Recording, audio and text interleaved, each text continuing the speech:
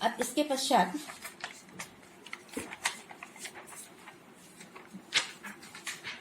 बहुलक या मोड के बारे में हमको जानना है। अभी तक के अपने समांतर माध्य कैसे निकाला जाता है विभिन्न श्रेणियों में, वो आपने देखा। अब हम देखेंगे बहुलक। बहुलक को भूयिष्ठिक कहा जाता है या मोड कहा जाता है। इसकी विशेषता क्या होती है कि किसी श्रेणी का वह मूल्य जो समांक माला में सबसे अधिक बार आता है, अर्थात जिसकी आवृत्ति सबसे अधिक होती है। ये किस पर निर्भर करता है? आवृत्ति पर। समांक माला का सर्वाधिक सामान्य मूल्य। अब इसकी विशेषताएं क्या होती हैं? समांक माला में सर्वाधिक आवृत्ति।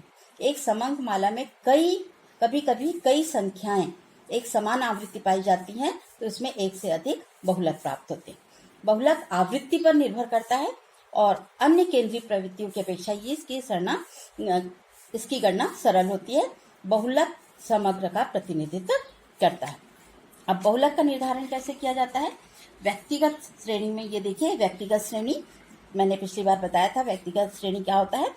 तो इसमें निरीक्षण के द्वारा, निरीक्षण करके हम देखकर ही पता लगा सकते हैं कि बहुलक क्या है। देखिए ये पद मूल्य है, अलग अलग पद मूल्य दिया जा सकता है। इस पद मूल्य को हम आरोही क्रम में जमाएंगे या अवरोही क्रम में भी जमा सकते हैं। और यहाँ पर हम जब अंकों को क्रम से जमाएंगे तो हमारी जो आवृत्ति, किस अंक की कितनी बार आवृत्ति हुई है, ये अपने आप पता चल जाता है। और इस तरह से यदि हमने इस पद मूल्य को देखा तो हमको साफ पता चल रहा है कि 3 की आवृत्ति 4 बार हुई। इसलिए इस निरीक्षण विधि से हमारा बहुलक 3 प्राप्त होता है। इसी तरह से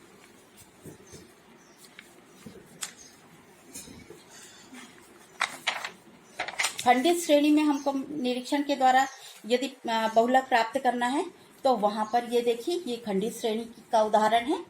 यहाँ पर ये पद मूल्य है, अंक छात्रों के अंक हैं और ये छात्र संख्या है, ये आवृत्ति है। अब इसको आप देखेंगे तो एकदम इस श्रेणी को देखेंगे तभी आपको एकदम पता चल जाएगा कि यहाँ पर छात्र संख्या सबसे अधिक 20 है और 20 छात्रों ने 45 अंक प्राप्त किए हैं।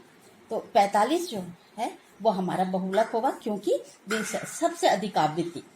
मैंने पहले ही बताया कि बहुलक किस पर निर्भर करती है? आवृत्ति पर निर्भर करती है। तो खंडित श्रेणी में निरीक्षण के द्वारा उपरोक्त तरीके से बहुलक ज्ञात किया जाता है। अब खंडित श्रेणी में समूहन विधि के द्वारा किस तरह की पद्धति अपनाई जाती है, ध्यान देके देखिए। ये समूहन विधि है, इसके चरण कौन कौन से हैं?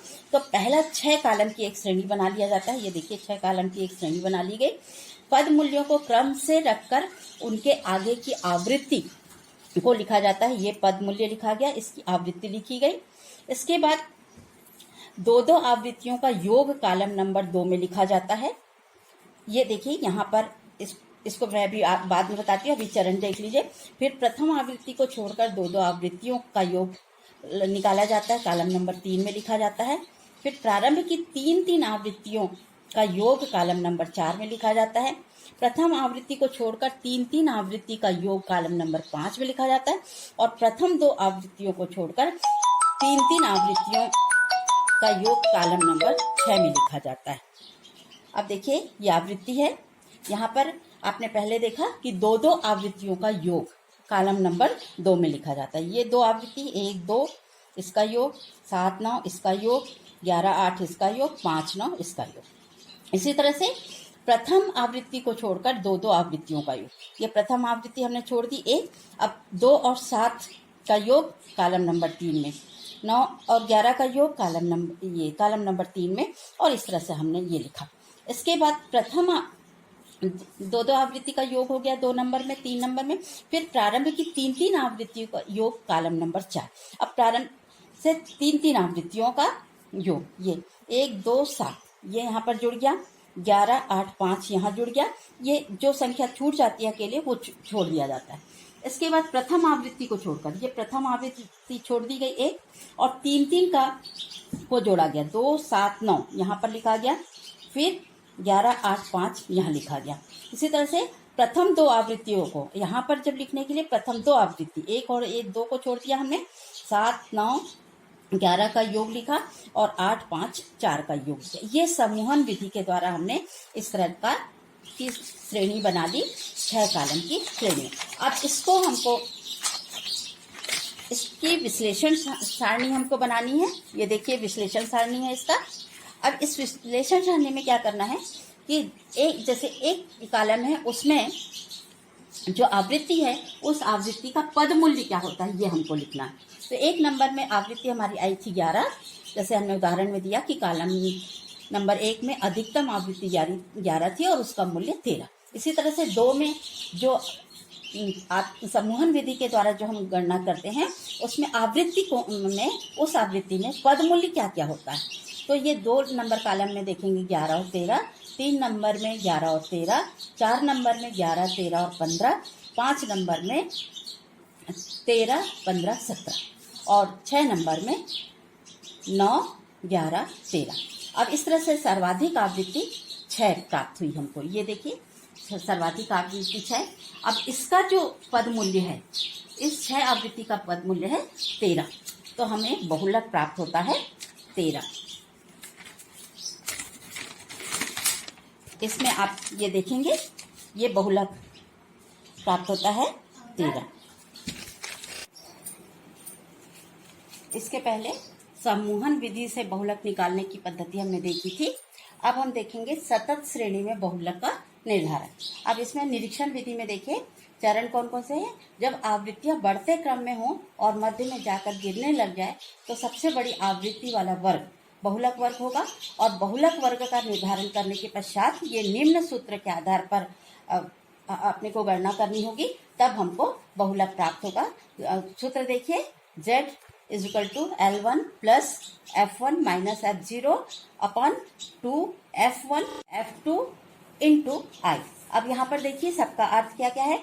Z का अर्थ है बहुलक, L1 बहुलक वर्ग की निम्न सीमा, जो बहुलक वर्ग होगा उसका निम्न सीमा, F1 बहुलक वर्ग की आवृत्ति फ्रीक्वेंसी, F0 बहुलक वर्ग के पहले वाले वर्ग की आवृत्ति, F2 बहुलक वर्ग से बाद वाले वर्ग की आवृत्ति और Fi है बहुलक वर्ग के निम्नतम व उच्चतम सीमाओं का अंतर। अब ये देखिए ये उदाहरण है, ये श्रेणी है सतत श्रेणी। यहाँ पर देखिए अंक है 0 से 10, 10 से 20, 20 से 30, 30 से 40, 40 से 50, 50 से 60, 60 से 70। छात्रों की संख्या है 2, 5, 6, 15, 11, 9, 4। अब देखिए यहाँ पर सबसे जो बड़ी आवृत्ति है वो 15 है, ये सबसे बड़ी आवृत्ति 15 है। अब इसका बहुलक वर्ग है 30 से 40, ये बहुलक वर्ग 30 से 40 होगा। ये हमको बहुलक वर्ग प्राप्त हो गया। अब इसके बाद हम ये जो सूत्र है उससे हम गणना करेंगे।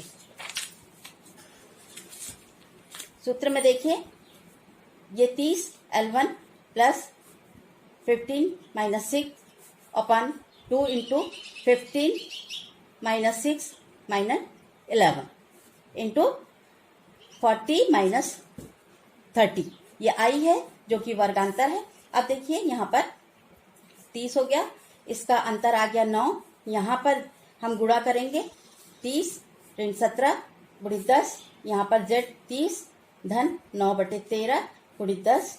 अब ये आ गया 30 धन 90/13, 90/13 में आया 6.9, 30 से जोड़ेंगे तो 36.9 हमारा बहुलक प्राप्त होगा। तो इस श्रेणी में बहुलक इस तरह से प्राप्त होगा।